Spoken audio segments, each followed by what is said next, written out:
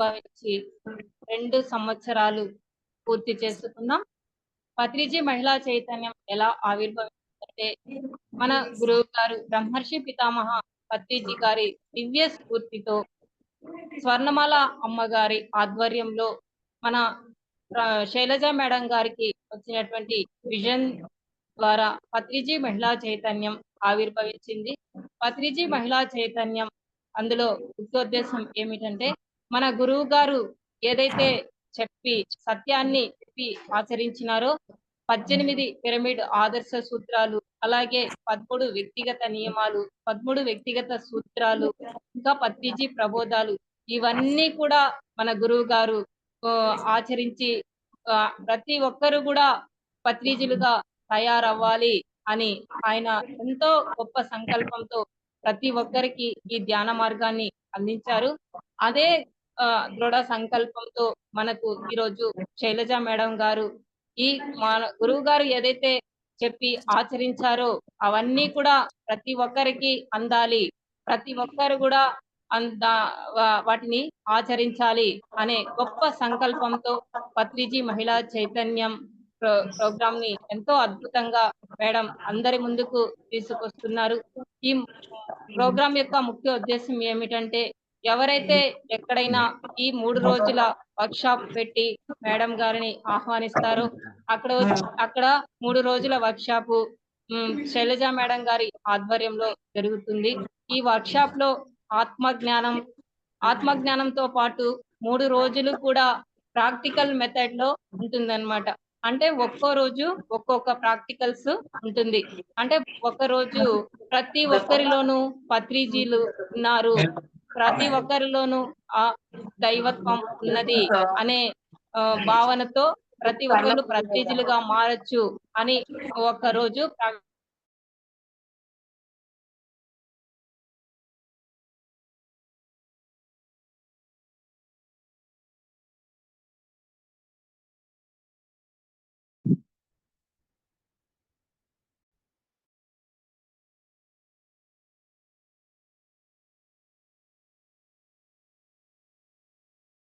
శుగుణ గారు అన్మ్యూట్ చేసుకోండి. శుగుణ గారు అన్మ్యూట్ చేసుకోండి అమ్మా.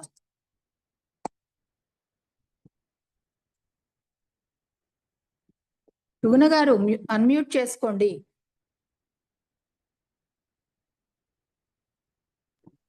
మేడం వినబడతలేదు, సరిగ్గా చూసుకోండి.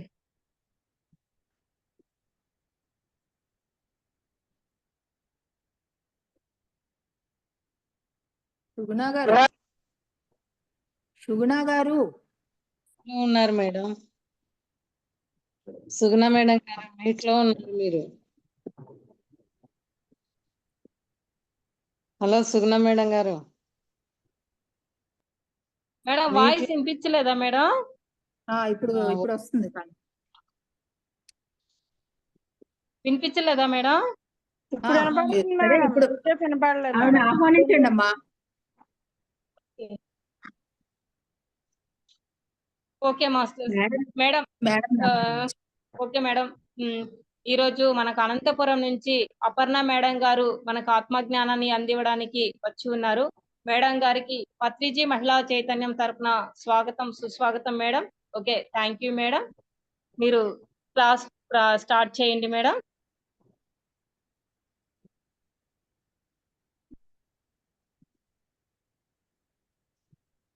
అపర్ణ గారు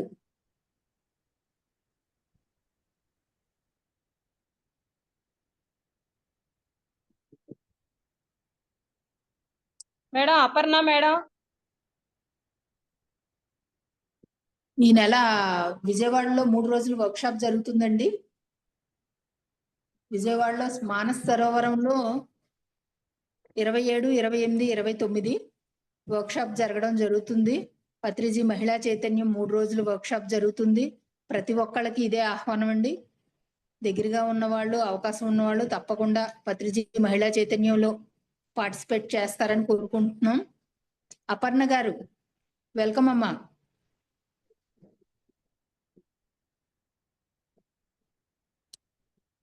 రాలేదంటారా?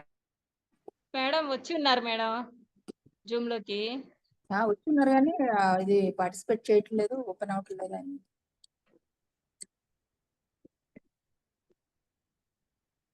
సుగుణ గారు ఏదైనా చెప్తా ఉండండి. Okay madam.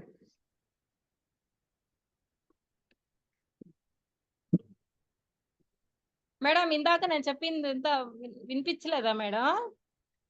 పూర్తిగా వినిపించింది, లాస్ట్ లో ఒక 2 seconds. Okay madam. ఇది రికార్డ్ అవుతుంది కదమ్మా, ఒకసారి ఆవిడ పర్సనల్ గా కాల్ చేయండి మీరు. చేస్తాను అపర్ణ గారి నెంబర్ మీ దగ్గర ఉందా? చేస్తాను. కాల్ చేయండి. మిగిలిన వాళ్ళు వీడియోస్ ఆన్ చేసుకోండి. అనంతపురం నుంచి అపర్ణ గారు వచ్చి క్లాస్ చెప్పే వరకు మిగిలిన వాళ్ళు మాట్లాడండి అమ్మా. వీడియోస్ ఆన్ చేసుకోండి. సత్యవతి గారు చేశారమ్మా? మేడం వస్తున్నారు మేడం, 2 minutes మేడం జాయిన్ అవుతారు. ఓకే, వెల్కమ్ మేడం అపర్ణ గారు. వచ్చింది చూడండి. అన్మ్యూట్ చేసుకోండి అమ్మా, మీ మాట వినిపించట్లేదు. మ్యూట్ లో ఉన్నాం. Okay, thank you madam. Thank you. Okay madam. Patriji మహిళా చైతన్యం తరపున మీకు స్వాగతం, సుస్వాగతం మేడం. ఓకే, ఈరోజు మేడం అందించినటువంటి టాపిక్ మనకు ఆనందకర జీవితానికి 9 జీవన సూత్రాలు. ఎంతో అద్భుతమైనటువంటి టాపిక్ ను మేడం మనకు తీసుకొస్తున్నారు. అందరూ కూడా అంతే అద్భుతంగా విని ఆ జ్ఞానాన్ని మనం అందరం కూడా ఆస్వాదిస్తాం masters. Okay, thank you madam. Over to you madam. అందరికీ నమస్కారాలండి. ముందుగా మన గురువు గారైన బ్రహ్మర్షి పితామహ సుభాష్ పత్రి సార్కి, స్వర్ణమాల అమ్మకు నా పాదాభివందనాలు, వేల వేల కృతజ్ఞతలండి. ఈ జూమ్ సెషన్ ని నిర్వహిస్తున్నటువంటి శైలజ మేడంకి, వాళ్ళ టీంకి నా ధన్యవాదాలు, కృతజ్ఞతలు తెలియజేస్తున్నాను. పత్రి సార్ గురువు గారైన సదానంద యోగి మాస్టర్కి, హాస్టల్ మాస్టర్కి నా ఆత్మ ప్రణామాలు. నాకు ఈ అవకాశాన్ని ఇచ్చిన సుగుణ మేడంకి నా కృతజ్ఞతలండి. ముందుగా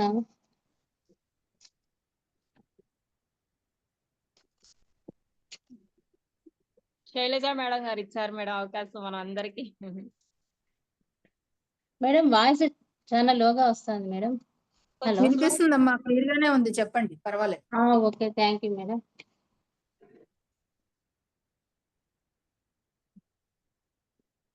మనము జీవించడానికి సరైన జీవన సూత్రాలు అనేటివి అవసరమండి. అవి పాటించకపోతే మన జీవితం అస్తవ్యస్తంగా ఉంటుందండి. ఇప్పుడు ఒక గమ్యానికి చేరడానికి సరైన దారి ఎలాగ అవసరమో, మనం కూడా ఈ మానవ జీవితానికి కొన్ని సూత్రాలు అనేటివి అవసరమండి. అవి ముఖ్యంగా 9 చెప్పారు సారు. ఒకటి మన శరీరానికి సంబంధించినది, రెండవది మాటకి సంబంధించినది, మూడవది మనసుకు సంబంధించినది. ఆ 3 కరెక్ట్ గా సాగుతుంటేనే మన జీవితం కూడా చక్కగా ఉంటుందండి. అవి కడుపుకు సంబంధించి 3, మాటకు సంబంధించి 3, మనసుకు సంబంధించి 3. ముందు వాటిని తెలుసుకుందాము. మన కడుపుకు సంబంధించి యుక్తాహారము, మితాహారము, నిరాహారము. మరి యుక్తాహారము, మితాహారము, నిరాహారము. మరి నోటికి వచ్చేసి యుక్త భాషణము, మిత భాషణం, నిర్భాషణం. మనసుకు సంబంధించి యుక్త యోచనము, మిత యోచనం, నిర్యోచనం. ఇవన్నీ మనం ఎంత చక్కగా పాటిస్తే మన జీవితం అంత బాగుంటుంది. ముందుగా మనము యుక్తాహారం గురించి తెలుసుకుందామండి. యుక్తాహారము అంటే మంచి ఆహారము, యుక్తమైన ఆహారం. అంటే మానవునికి అయుక్తం కాని ఆహారాలు కూడా ఉన్నాయి మనకి. కానీ ఎప్పుడైతే మనం యుక్తాహారం తీస్తామో అప్పుడు బాగుంటుంది. అంటే యుక్తాహారం అంటే ఏమిటి అంటే శాకాహారము యుక్తాహారం. అయుక్తాహారం అంటే మాంసాహారము. కానీ ఈనాడు మానవుడు అది మానవుని ఆహారం కానే కాదు మాంసాహారం.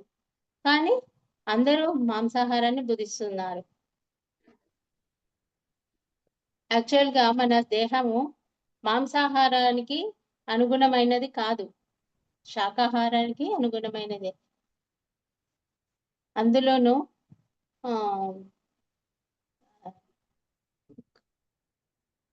ఆకుకూరలు, కూరగాయలు అవి తినే ఇదిగా మనం బాడీ నిర్మితమైందన్నమాట. కానీ అది మనం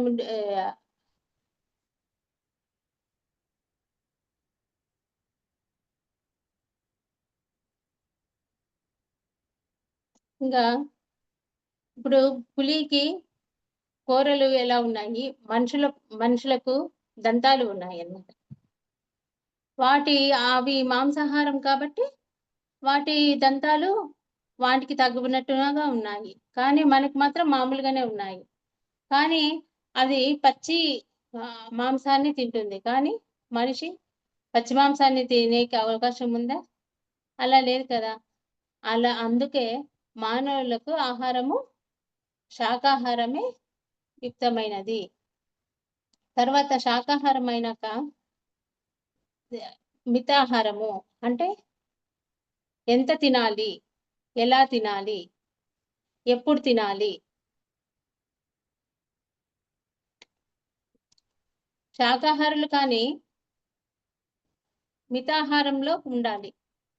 అంటే ఏ సమయానికి ఎంత తినాలి, ఎప్పుడు తినాలి, ఎలా తినాలి. కడుపు నిండా తింటారు చాలా మంది భుక్తాయాసంగా. అది కరెక్ట్ కాదు. ఇంకా నిరాహారం అంటే మనము వారానికి ఒకసారి ఆహారం లేకుండా ఉండాలండి. ప్రతిరోజు ఆహారం తీసుకుంటుంటేనే మనము జీవిస్తాము అనేది కూడా రాంగ్. ఎప్పుడు మన జీవక్రియకి కొంచెం రెస్ట్ అనేది ఇవ్వాలన్నమాట. అందుకే పూర్వము పెద్దవాళ్ళు ఏకాదశులు, ఉపవాసాలు అవి పెట్టిండేది. ఎందుకంటే ఎప్పుడు ఒకటే రకంగా తింటూ ఉంటే ఈ శరీరానికి కొంచెం రెస్ట్ అవసరము. దానికి నిరాహారంగా ఉండాలి కాబట్టి ఉపవాసాలు అవి పెట్టారు. తర్వాత యుక్త భాషణం. ఇంకా ఇక్కడ యుక్త భాషణము, మిత భాషణము, నిర్భాషణము.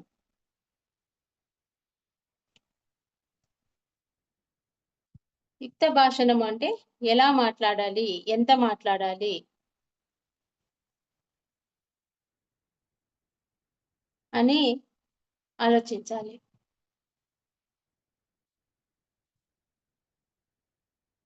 ఒకరు మనకు అవకాశం ఏమైనా ఇచ్చినాక కంటిన్యూగా మాట్లాడుతూనే ఉంటారు. అలా మాట్లాడడం కరెక్ట్ కాదు. మనం ఎంత మాట్లాడాలనో అంతే మాట్లాడి సైలెంట్ కావాలన్నమాట. ఆ మాట్లాడే దాంట్లోనే స్పష్టత, సత్యత ఉండాలి. స్పష్టత, సత్యత యుక్తాహారానికి, యుక్త భాషణానికి ఉదాహరణ అన్నమాట. క్లుప్తత అనేది మిత భాషణము. మనం ఏది మాట్లాడాలన్నా క్లుప్తంగా చెప్పాల, వన్ వర్డ్ లో చెప్పేసేయాలన్నమాట. క్లుప్తంగా ఉండాలి. యుక్తంగా మన మాట ఎట్లా ఉండాలి? యుక్తంగా ఉండాలి, క్లుప్తంగా ఉండాలి. ఇంకా నిర్భాషణము అంటే వారానికి ఒక రోజు మాట్లాడకుండా కూడా ఉండాలన్నమాట. మౌనం ఉండాలి. గాంధీ గారు వారంలో ఒక రోజు మౌనము, నిరాహారము అన్నీ చేసేవాళ్ళన్నమాట. ఒకసారి ఒక రాజ్యంలో ఒక యోగి ఉన్నారండి. ఈ సందర్భంగా ఒక చిన్న కథ చెప్తాను. ఒక యోగి ఉన్నారు. ఆ యోగి ధ్యానం చేసుకుంటూ తపస్సు చేసుకుంటూ ఉన్నాడండి. ఆ రాజ్యంలో ఒక స్త్రీకి ఒక అబ్బాయి పుడతాడు. ప్రెగ్నెన్సీ అని తెలుస్తుంది. ఆమె వాళ్ళ తల్లిదండ్రులకి ఏం చెప్తుంది? ఎవరి వల్ల నీకు ఈ బిడ్డ పుట్టాడు అని చెప్తే, వాళ్ళ ప్రియుని మీద చెప్తే ఎక్కడ చంపుతారో అని తెలియకుండా అది అబద్ధాలుగా ఆ ఋషిని చూపించేస్తుంది అనమాట. ఆ రాజభటులు ఏం చేస్తారు? ఆయన్ని తీసుకెళ్తారు. ఆయనకి ఏమన్నా మాట్లాడాలన్నా ఆయన ఒక దీక్ష తీసుకుంటాడు, మౌన దీక్ష. మాట్లాడేకి లేదు కాబట్టి సైలెంట్‌గా ఉంటాడు. అందరు చెప్పేటి వింటుంటాడు కానీ మాట్లాడాడు. ఆయనని తీసుకువెళ్ళి అక్కడ దండన ఏమంటే ఆ రాజ్యంలో ఏదైనా తప్పు చేస్తే నడి ఊర్లో ఒక శూలం అనేది ఉంటుందన్నమాట. ఆ శూలం మీద కూర్చోబెడతారు. ఆ దండన ఈ ఋషికి కూడా వేస్తారు. ఆయన్ని తీసుకువెళ్ళి ఒక శూలం మీద కూర్చోబెడతారు. కానీ ఆయన మాట్లాడు. ఎందుకంటే ఆయన మౌన దీక్ష తీసుకున్నాడు. అలాగుండాలండి మౌనంగా అంటే. అంటే ఏం జరుగుతున్నా మనము ఒక దీక్ష తీసుకున్నాక అదే కరెక్ట్‌గా ఉండాలన్నమాట. చాలా మంది నేను మౌనం అంటారు, సైగలు చేస్తా ఉంటారు. అది కరెక్ట్ కాదండి. తర్వాత మౌనము అంటే మాట్లాడకుండా ఉండడమే కాదు, ఆలోచన పరంగా కూడా మనం మౌనంగా ఉండాలి. మనం మౌనంగా ఉన్నాము అని ఏవేవో ఆలోచనలు ఆలోచిస్తానే ఉంటాము. అది కరెక్ట్ కాదు. మౌనము అంటే మనస, వాచ మనము మౌనంగానే ఉండాలి. తర్వాత యుక్త యోచనము. మనసుకు సంబంధించి యుక్త భాషణము, మిత భాషణం, నిర్భాషణం నోటికి. మైండ్కి సంబంధించి యుక్త యోచనం, మిత యోచనం, నిర్యోచనం.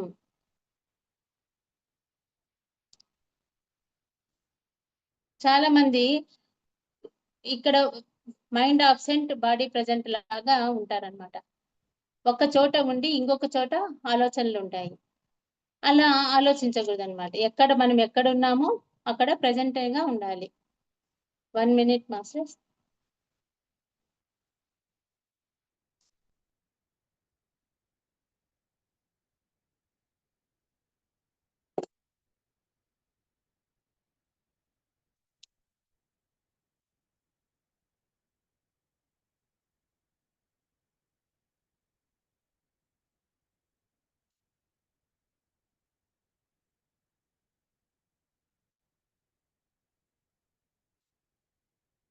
ఓకే, మనము ఎక్కడ ఉంటే అక్కడ గురించి ఆలోచించాలన్నమాట. ఇప్పుడు పత్రి సారు దానికి ఒక ఎగ్జాంపుల్ గా ఒక చెప్పారండి. సార్ ఫ్రెండ్ ఒక అతను చాలా దిగులుగా కూర్చున్నారంట. ఎందుకో అలా కూర్చున్నావు దిగులుగా అని అంటే, నా బిడ్డ పెళ్లి గురించి నేను ఆలోచిస్తాను, నాకు దిగులుగా ఉంది అని అన్నాడు. కానీ సార్ ఆశ్చర్యపోయాడంట. నాకు తెలియకుండా నీకు పెళ్లికి వచ్చిన బిడ్డ ఎక్కడుందిరా అని అంటే, అప్పుడు అన్నాడంట, నాకు నా బిడ్డ వయసు 2 ఏళ్లే, కానీ 20 ఏళ్ల తర్వాత నా బిడ్డ పెళ్లి ఎలా చేయాలో ఆలోచిస్తున్నాను అని. అలాగా సార్ నవ్వి, అలా కాదురా, 20 ఏళ్ల తర్వాత కదా, ఇప్పుడు ప్రెజెంట్ టెన్స్ లో ఆలోచించాలి. మనం ఎప్పుడే గాని భూతకాలాన్ని, భవిష్యత్ కాలాన్ని ఆలోచించకూడదు అని ఈ సందర్భంగా సార్ చెప్పారండి. అలా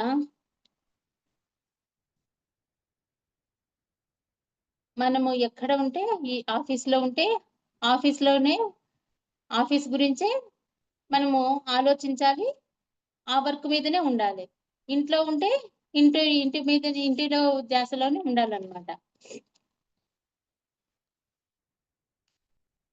మనం ఏం చెప్పుకున్నా కూడా ఇక్కడ కూర్చొని అక్కడిది ఆలోచిస్తే అక్కడ జరిగిపోదు కదా. కొంతవరకు ఆలోచన ఉండాలి, కానీ ముఖ్యంగా ఆఫీస్ వర్క్ మనకు ముఖ్యము కాబట్టి ఆ వర్క్నే చూసుకోవాలన్నమాట.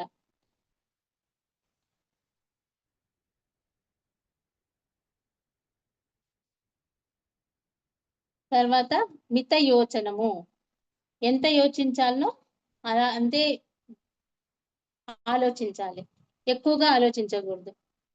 ఇప్పుడు మనం ఒక ఫంక్షన్ పెట్టుకున్నాము, ఆ ఫంక్షన్ గురించి ఎలా జరుపుకోవాలి ఏమి అనేది కొంచెంగా ఆలోచించాలి. ఫంక్షన్ జరిగే వరకు అదే ఆలోచిస్తూ ఉంటే మిగతా పనులు ఎలాగైతాయి? అలాగని మనము అందుకు ఎంత ఆలోచించాలో అంతనే ఆలోచించాలి. మిత యోచనం. నిర్యోచనం అంటే ఆలోచన రహిత స్థితి, అదే ధ్యానం అన్నమాట. నిరాహారానికి యుక్తాహారము, మితాహారము, నిరాహారము. యుక్త భాషణం, మిత భాషణం, నిర్భాషణం. యుక్త యోచనం, మిత యోచనం, నిర్యోచనం.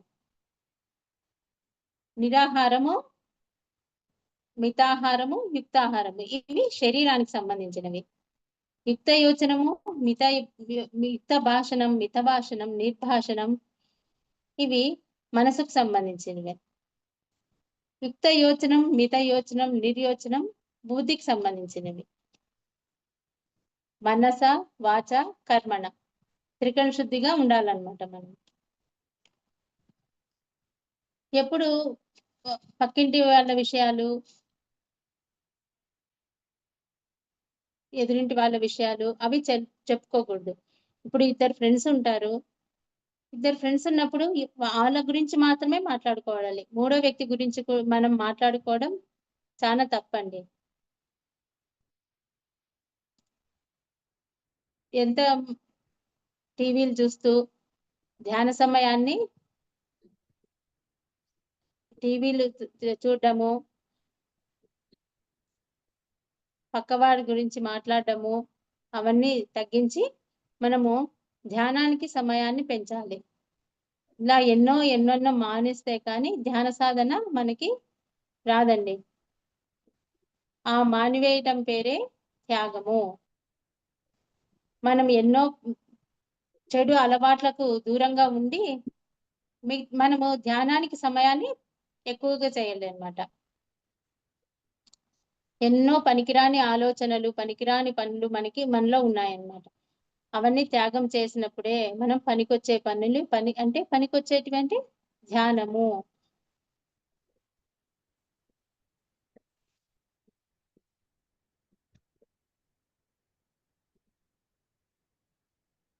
ధ్యానం చేస్తే జ్ఞానము అన్నీ వస్తాయి మనకి. హైయెస్ట్ ఇది ధ్యానం అన్నమాట. నిరాహారము, నిర్భాషణం, నిర్యోచనం. నిరాహారం వచ్చేసి ప్రథమ లంకనం, నిర్భాషణం ద్వితీయ లంకనం, నిర్యోచనం తృతీయ లంకనం. వీటన్నిటికీ హైయెస్ట్ అంటే నిర్యోచనము. అదొక్కటి ఉంటే గిన మనం ఈ మితాహారము, యుక్తాహారము, మిత భాషణం ఇవి చేయాల్సిన పని లేదండి. హైయెస్ట్ది ధ్యానం. ఆ ధ్యానం నిర్యోచనము. ఎప్పుడైతే ధ్యానం నిర్విషయం మనః అన్నాడు పత్రి సార్. అది ఎప్పుడైతే మనం ఆచరిస్తామో ఈ మిగతా ఆహార విషయాల్లో కానీ భాషణం ఎంత మాట్లాడాలి ఏమి అనేటువంటివి ఆటోమేటిక్ గా అవే తగ్గుతాయి అన్నమాట.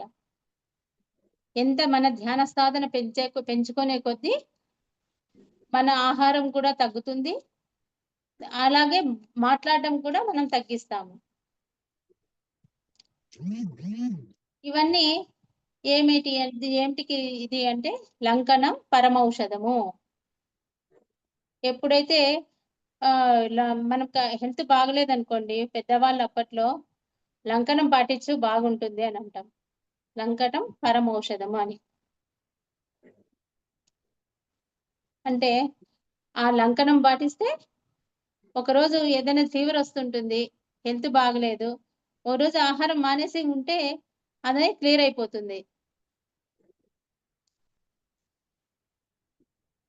అలా ఆయుర్వేద శాస్త్రంలో వాళ్ళంతా ఏం చెప్పారు? లంకనం పరమౌషధము అన్నారు. కానీ ఆయుర్వేద శాస్త్రంలో వారికి శరీరం గురించే తెలుసు అన్నమాట. మనసు, బుద్ధి మన పిరమిడ్ మాస్టర్స్ కే తెలుసు. అందుకే పత్రి సారు అవి రెండు లేకపోయినా పర్వాలేదు, ధ్యానం ఒక్కటి చేసుకున్నా చాలు, మిగతావన్నీ అవే ఆటోమేటిక్ గా వస్తాయి అని చెప్పారండి.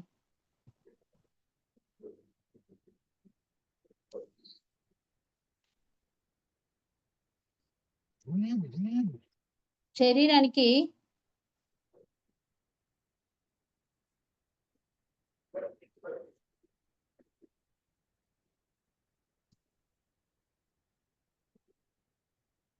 ఇప్పుడు నా గురించి నేను కొంచెం చెప్తానండి. నేను ఈ ధ్యానం చేయబట్టి 2010 నుంచి ఈ ధ్యానంలోకి వచ్చానండి.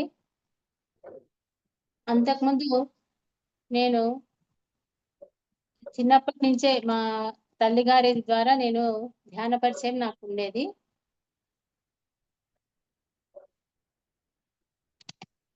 చదువుకునే వయసులోనే ధ్యానం చేస్తూ రమణ మహర్షి ధ్యానం చేస్తూ ఉండేదాన్ని. అప్పట్లో కానీ చిన్నతనం వల్ల ఆ జ్ఞానం అనేది నాకు తెలియలేదండి. అన్ని వింటుంటే గానీ అమ్మతో వెళ్ళి స్థితి, ఆత్మ జ్ఞానము అనేటివి ఏమిటి ఇవి ఎప్పటికైనా నేను తెలుసుకోవాలి అనేది నన్ను 4th, 5th క్లాస్ నుంచే నాకు తెలిసింది. కానీ కొంచెం డిగ్రీ అట్లా వచ్చినప్పుడు బాబాని ఎక్కువగా కొలుస్తూ ఉంటానండి.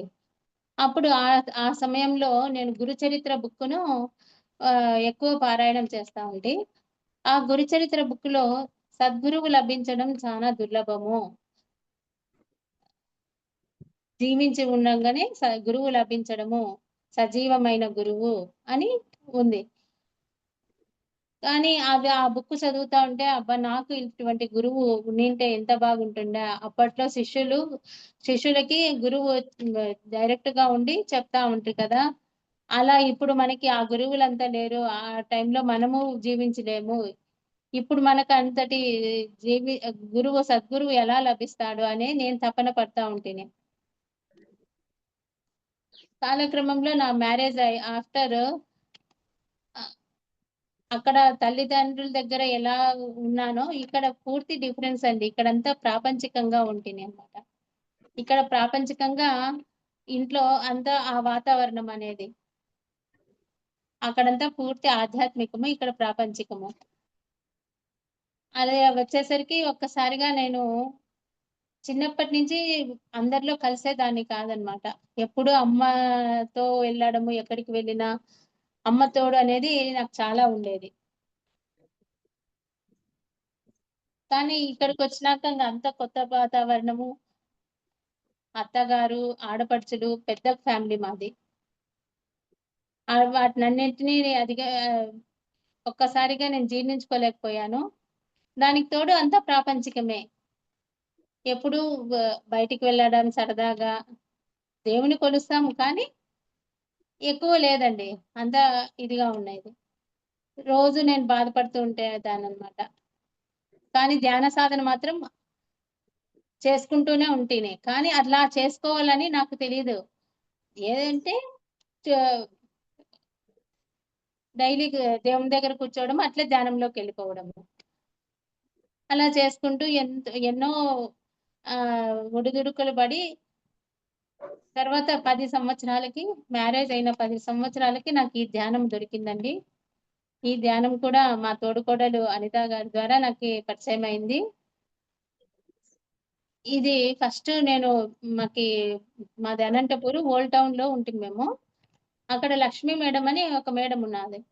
ఆ మేడం ద్వారా నేను ఈ ధ్యాన మార్గంలోకి వచ్చాను. ఆ మేడం క్లాసులు విని ఇన్స్పైర్ అయ్యి ఇంకా చేసుకుంటే ఈ ధ్యానాన్ని వదిలిపెట్టకూడదు అని నాకు అనిపించింది.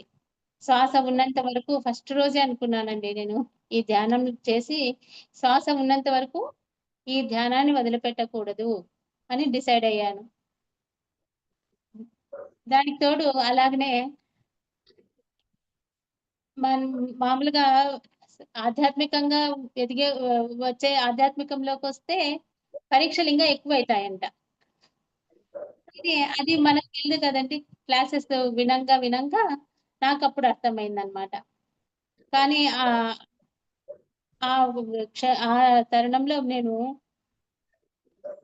ఎందుకు నేను ఇంతగా భగవంతుని కొలుస్తున్నా కూడా ఆయనని గురువుల్ని వేడుకుంటున్నా కూడా నాకెందుకు ఇన్ని బాధలు, నాకే ఎందుకు అని చాలా బాధపడుతూ ఏడుస్తూ ఉంటుంది.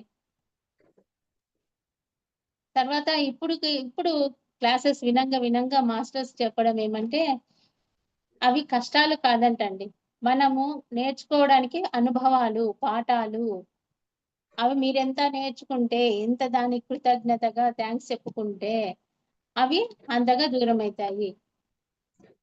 ఏవైనా మనకే ఎందుకు వస్తాయి కష్టాలు, నాకే ఎందుకు ఈ కష్టాలు అని అనుకుంటారు చాలా మంది. కానీ ఆ కష్టాలు వచ్చాయంటే అది అధిగమించే గుణం నీ దగ్గర ఉంటేనే ఆ కష్టాలు నీ దగ్గరకు వస్తాయి. దాని మార్గం తెలుసుకోకుండా ఊరికే బాధపడుతూ కూర్చుంటే ఏమీ జరగదండి.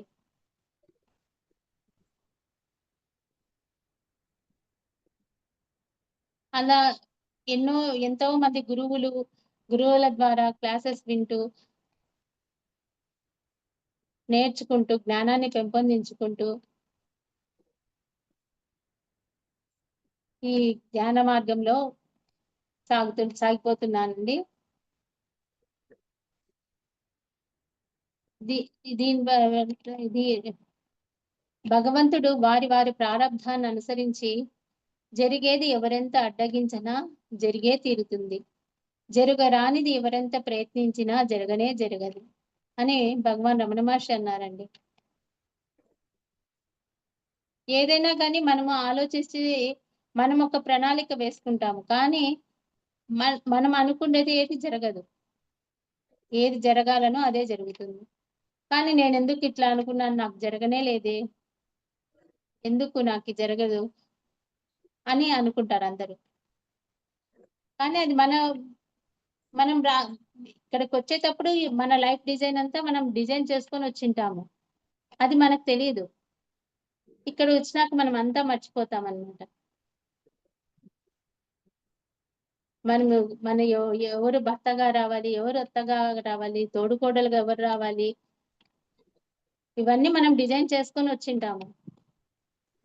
ఇక్కడ వచ్చినాక నా అత్త ఇట్లా నాకు గయ్యాలి, నా భర్త ఇట్లా నా మాట వినడు, నన్ను అర్థం చేసుకోరు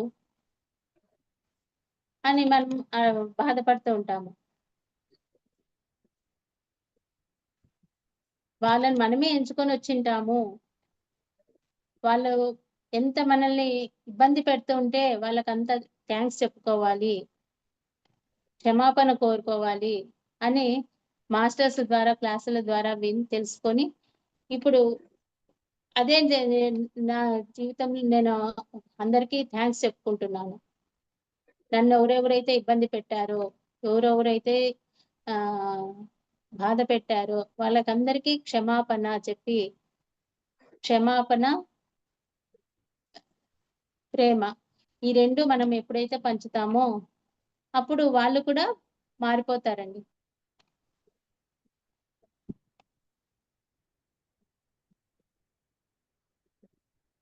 తర్వాత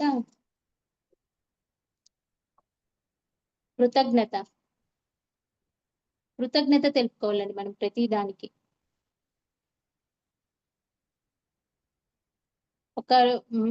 చిన్న హెల్ప్ చేస్తేనే మనం ఎవరితోనన్నా థ్యాంక్ యూ అంటాము.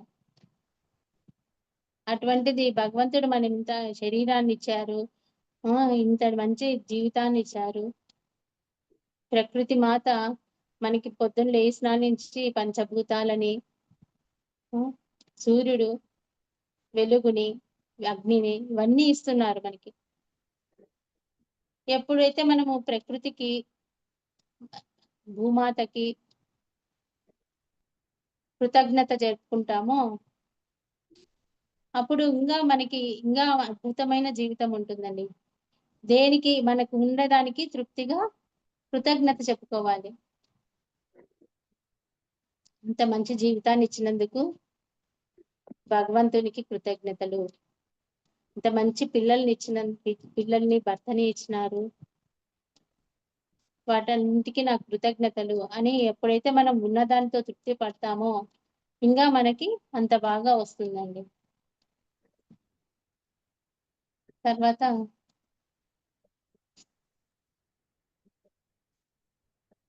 వికల్పాలు, సంకల్పాలు.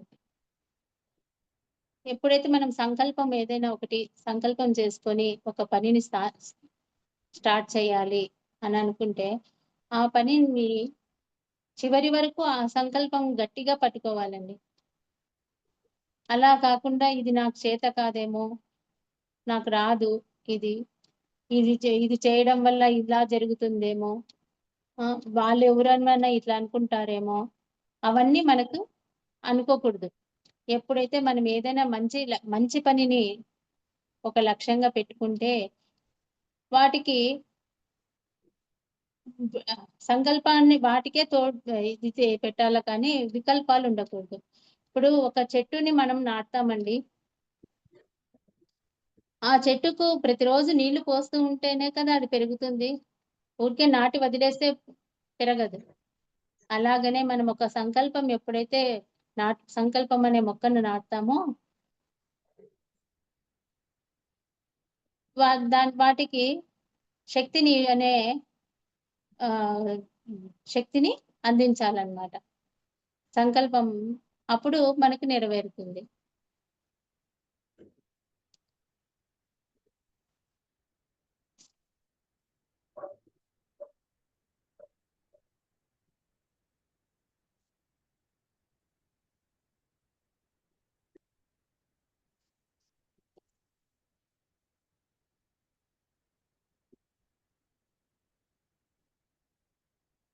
ఇప్పుడు ఒక చిన్న పాట గురువు గురించి పాడతానండి. Okay madam.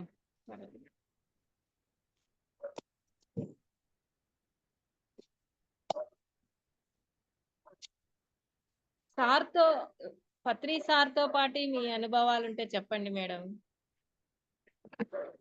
సార్తో నా అనుభవాలంటూ అంటే పెద్దగా లేవు, కానీ సారు ఎందుకు నాకు సార్ అంటే అంత గౌరవము, ఇష్టము అంటే ప్రతి గురువు మన గురువులాగా ఉండాలి అని నాకు అనిపిస్తుందండి. ఎందుకంటే ప్రస్తుత సమాజంలో ఎలాగుందంటే డబ్బు కోసమే గురువుగా ఉంటారు చాలా మంది. తర్వాత ప్రతి దానికి రిస్ట్రిక్షన్ అనేవి ఉంటాయి. మా సంస్థవే చదవాలి, మేము చెప్పినట్లే ఆచరించాలి, అలా ఉండేది. కానీ ఈ పిరమిడ్ సొసైటీ అలా కాదండి. సారు అందరి గురువులవి వినండి, అందరి బుక్స్ చదవండి, తర్వాత అందరి జ్ఞానాన్ని తెలుసుకోండి, మీకు ఏది నచ్చితే అది పాటించండి అని చెప్తారు సారు. నాకు సార్లో అది బాగా నచ్చిందండి. తర్వాత డబ్బులు అసలు ఆశించకూడదు, గురువు శిష్యుని సంబంధం ఉండాలి, గాని మధ్యలో ధనం ఇదే ఉండకూడదు. అందరూ గురు శిష్యులుగా కాదు, అందరూ గురువులుగా విరాజిల్లాలి అని సార్ చెప్తారు. అది విని నేను చాలా ఇన్స్పైర్ అయ్యాను సార్ వల్ల.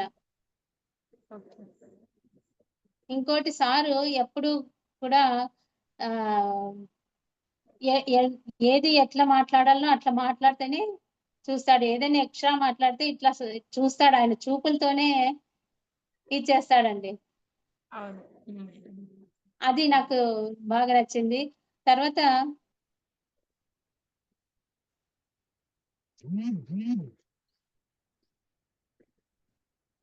ఆయన దగ్గర పోతే ఎంత మౌనంగా ఉండి ఎలా మాట్లాడాలనో అలాగే మాట్లాడాలి. ఓకే, బాగుంది మేడం. ఓకే, పాడండి మేడం, పాడండి.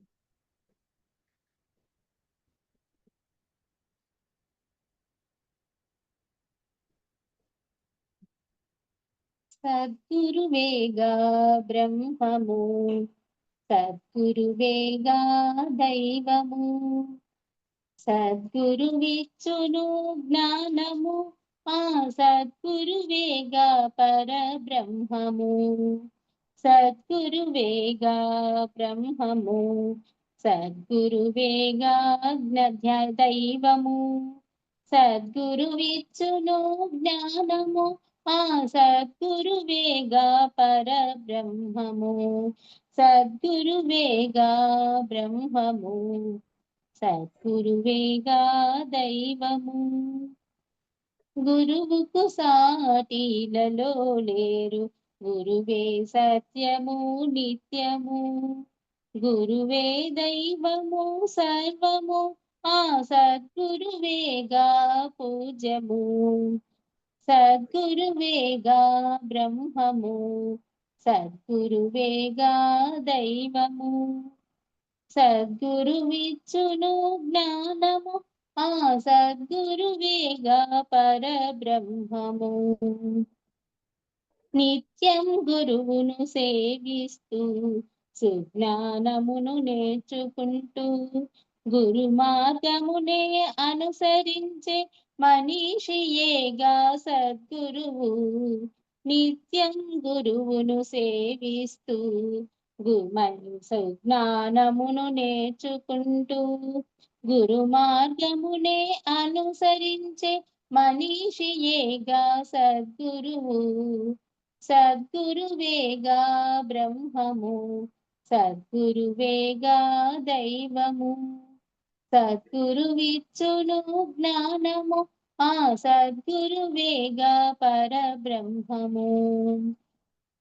తల్లియు తండ్రియు అన్నీ తానై దైవమునే మరపించుచు సకల శుభములు ఇచ్చుచు ఉండే సద్గురువేగా దైవము. తల్లియు తండ్రియు గురువు తానై దైవమునే మరపించుచు సకల శుభములు ఇచ్చుచు ఉండే సద్గురువేగా దైవము.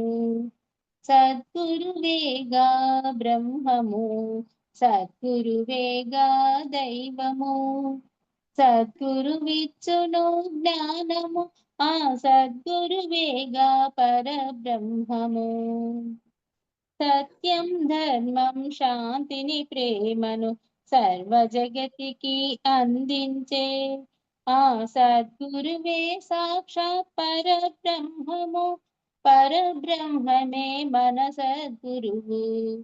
సద్గురువేగా బ్రహ్మము, సద్గురువేగా దైవము, సద్గురువిచ్చును జ్ఞానము, ఆ సద్గురువేగా పరబ్రహ్మము. Okay master. Okay madam. ఇప్పుడు కాసేపు మెడిటేషన్ చేపిస్తాను madam. Meditation madam. Okay,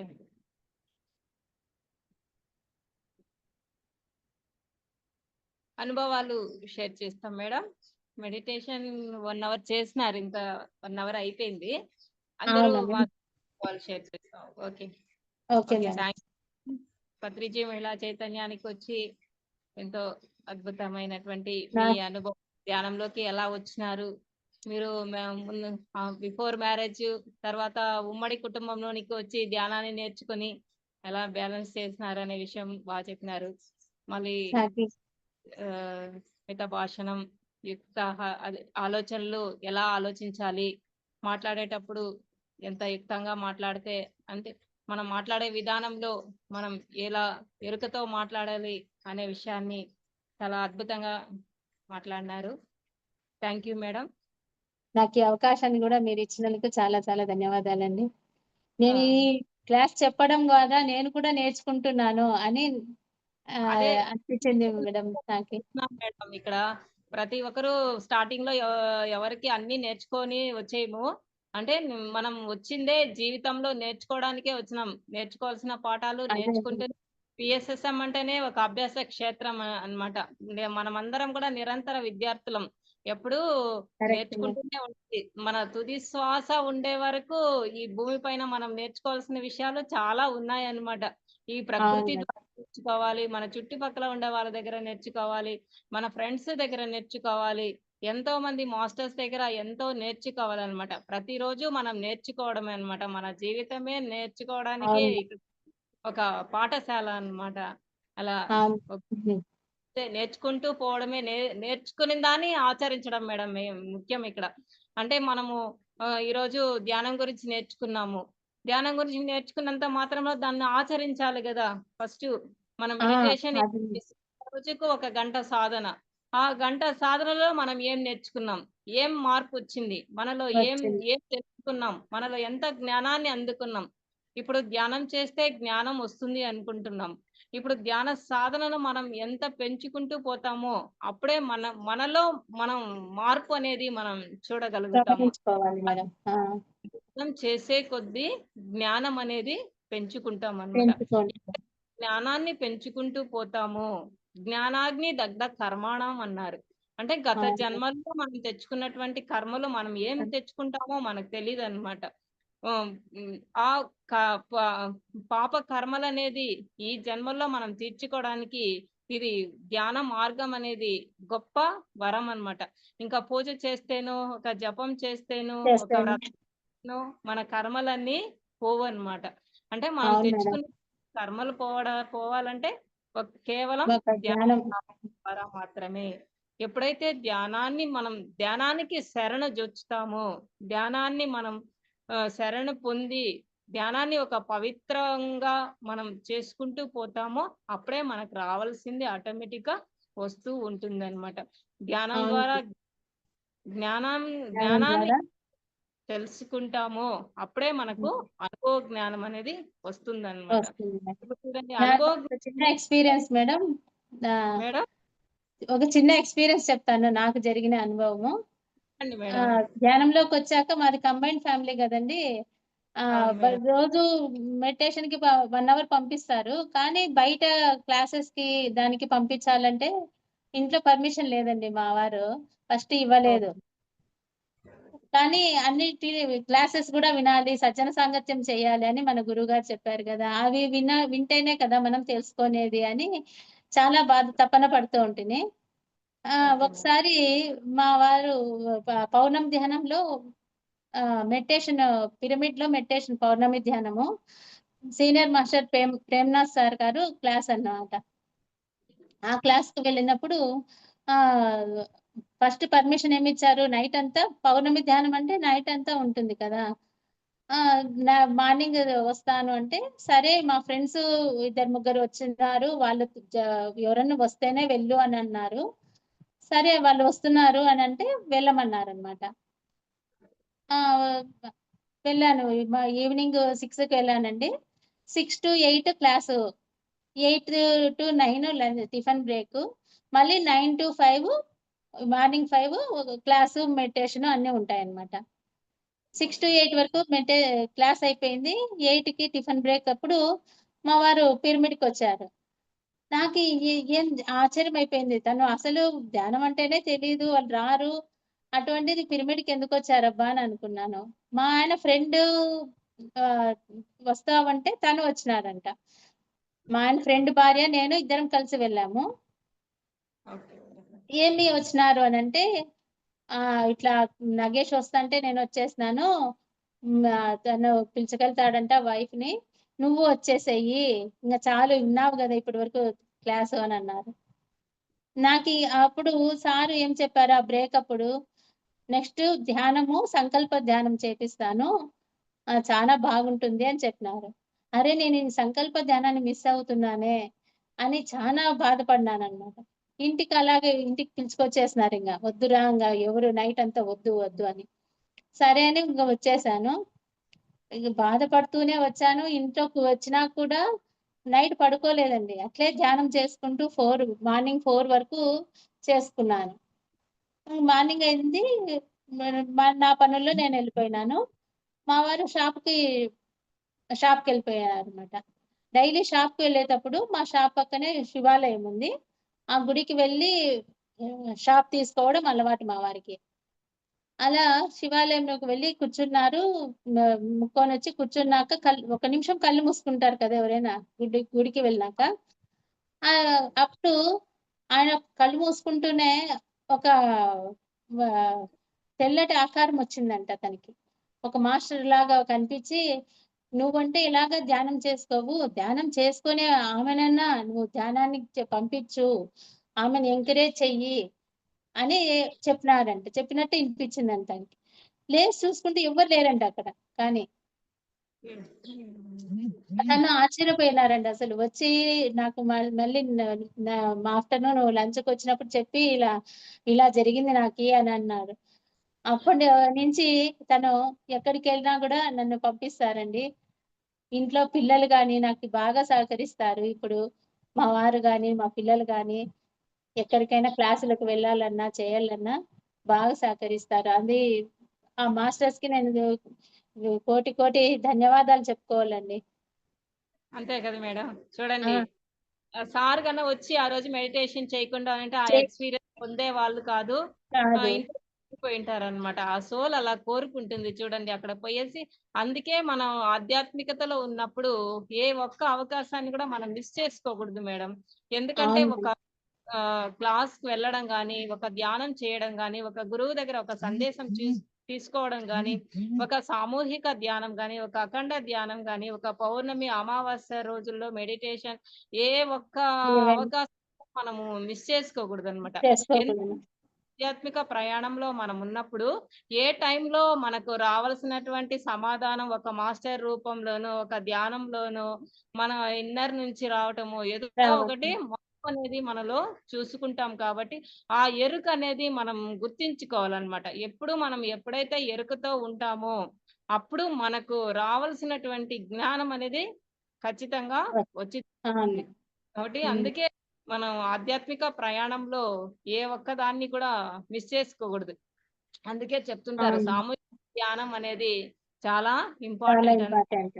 meditation లో మనం ఎప్పుడైతే ధ్యానం చేస్తూ వెళ్తామో మనం అక్కడ చేసేటువంటి ఆ ఎనర్జీస్ తీసుకెళ్ళి వేరే చోట ఈ ప్రకృతి విపత్తులు జరుగుతుంటుంది కదా మేడం. ఆ! అలాంటి చోట ఎనర్జీస్ తీసుకువెళ్ళి వినిపిస్ అక్కడ పెట్టి బ్యాలెన్స్ చేయడం జరుగుతుంది. చేస్తున్నారు. అవును ఇప్పుడు మేడం. కొంతమందికి ఈ విషయం అంతా అర్థం కాదు. సామూహిక ధ్యానం చెయ్యమంటారు. ఇప్పుడు ఆల్రెడీ పాత వాళ్ళు చేస్తుంటారు. వాళ్ళు ఒక స్థితికి వెళ్ళిపోయింటారు. కొత్త అవును. వాళ్ళకు ఆటోమేటిక్‌గా వాళ్ళకు 2 విధాలుగా లాభం వస్తుందన్నమాట. ఆ పాత వాళ్ళు చేసేటువంటి ఆ ఎనర్జీను వాళ్ళు తీసుకుంటారు. అక్కడ వచ్చేటువంటి ఆ కాస్మిక్ ఎనర్జీని వాళ్ళు అందులోనూ భాగస్వాములవుతారు. అదే విధంగా ఈ విశ్వ కళ్యాణంలో యాస్ట్రల్ మాస్టర్స్ ఎలాగైతే ఆ ఎనర్జీస్‌ని తీసుకెళ్ళి ఆ ప్రకృతి విపత్తులను బ్యాలెన్స్ చేస్తారో, దాంట్లోనూ వీళ్ళు భాగస్వాములవుతారనమాట. ఈ ఎంత అద్భుత అవును. అవకాశం చూడండి. మనకు తెలియకుండా మనము ఆహ్, ప్ర ఈ లోక ప్రకృతికి, లోక భాగస్వాములు కళ్యాణానికి, విశ్వ కళ్యాణానికి ఉపయోగపడుతున్నాం మేడం. ఆ! అంటే ఏ ఒక్కరు కూడా ఈ సామూహిక ధ్యానాలను మిస్ మిస్ చేసుకోకూడదు. చేస్తున్నారు. ఎక్కడైతే శాకాహార ర్యాలీలు కానీ, కూర్చోవడం శాకాహార ర్యా అదే అవన్నీ మిస్ చేసుకోకూడదు మేడం. మేడం. ఆ ర్యాలీలు జరిగినప్పుడు ఆ జంతువులు మనతో పాటు ఘోష అనేది ఒక మాస్టర్‌కి కనిపించిందంట మేడం. మా అవును కోసం మేడం. మీరు ఇంత ఇంత కష్టపడుతున్నారా మా కోసము. మీకి అవి ఎలా థాంక్స్ చెప్పుకోవాలనో అని అవి ఎంత బాధతో చెప్పినాయంట. చాలా అవును. అంతే కదా మేడం. ర్యాలీలో ఉంటే జంతువులు ఎంత హ్యాపీగా వాటి కోసం ఆ ర్యాలీకి చేస్తున్నప్పుడు పోయొచ్చినాక కూడా మేడం ఎంత హ్యాపీగా ఉంటుందో. మామూలుగా అయితే మనం నడవాలనుకుంటే నడచలేము. అంత దూరమా నడచలేం మేము అని అంటాము. కానీ ఒక ర్యాలీకి కానీ, ఇలా పిరమిడ్‌లో సేవకు గాని పోయొచ్చినాక మనం ఎంత హ్మ్. యాక్టివ్‌గా ఉంటామో పౌర్ణమి ధ్యానాలకు పోయినప్పుడు కానీ, హ్మ్. మామూలుగా అయితే మనము ఒక సినిమాకి పోయేస్తే ఎంత నీరసపడిపోతాము, కానీ అటువంటి పౌర్ణం ధ్యానాలు వెళ్ళి వచ్చినా కూడా మార్నింగ్ ఎంత యాక్టివ్ గా చేసుకుంటాము, అదంతా పిరమిడ్ ఎనర్జీనే మేడం. అక్కడ తీసుకునేటువంటి ఎనర్జీ అలాంటిది మేడం. ఒక దైవిక శక్తితో కూడుకున్నటువంటి ఎనర్జీ తీసుకుంటాం కాబట్టి ఆ యాక్టివ్నెస్ అనేది మనకు వస్తుందన్నమాట. ఆయన తెలియని వాళ్ళు ఏమంటారంటే, ఏం పిరమిడ్ లో చేసుకుంటేనేనా ధ్యానము, ఇంట్లో చేసుకొని కూర్చొని చేసుకోవచ్చు కదా, అక్కడికి వెళ్తేనా అంటారు. నేను అటువంటి వాళ్ళకి ఏం చెప్తానంటే, ఇప్పుడు మనం మీరు కూడా ఈ గుడ్లకు దానిలకు వెళ్తారు, తీర్థయాత్రలకు వెళ్తారు. అక్కడికి వెళ్తేనేనా, ఇంట్లో అయినా కూర్చొని చేసుకోవచ్చు కదా, ఇంట్లో అయినా కూర్చొని దేవుని మొక్కోవచ్చు. ఎందుకు పెట్టినారు అంటే, అక్కడ ఒక పవిత్రమైన వైబ్రేషన్ ఉంటుంది దేవాలయాల్లో. కాబట్టి మనం దేవాలయాలకు అప్పుడప్పుడు వెళ్తూ ఉండాలి అని ఆ నిర్దిష్టమైన కోణంలో కట్టింటారు కాబట్టి దేవాలయాలు కూడా అక్కడ అంత పవిత్రంగా ఎనర్జెటిక్ గా ఉంటది. అలాగనే పిరమిడ్ లో కూడా అంతటి ఎనర్జీనే వస్తుంది అని నేను చెప్తాను మేడం. చాలా పిరమిడ్ ధ్యానము, దేవాలయాల ధ్యానము, సమాధుల దగ్గర ధ్యానం, ప్రకృతి ధ్యానము, ధ్యానం, ఇంకా మూడింతల గురువుల శక్తి సమాధుల దగ్గర ధ్యానము, ఇవన్నీ మూడింతలు ఎక్కువ శక్తిని అందిస్తాయి అన్నమాట మనకి. తీసుకునేదానికి అవకాశం ఉంటుంది కాబట్టి ఇలాంటి పవిత్ర స్థలాలలో మనం మెడిటేషన్ చేసుకుంటాం అన్నమాట. చేసుకోవాలి. అవును. మాస్టర్స్ ఇంకెవరైనా మాట్లాడదలుచుకునే వాళ్ళు మేడం దగ్గర మాట్లాడండి ఫ్రెండ్స్. మేడం నమస్తే, సుగుణ మేడం. మేడం నమస్తే మేడం. నమస్తే నమస్తే మేడం. అమ్మా. నిన్న అపర్ మీనాక్షి మీరే కదా మేడం? మేడం మీనాక్షి మేడం మీరే కదా మేడం? నా పేరు ఉమా మహేశ్వరి.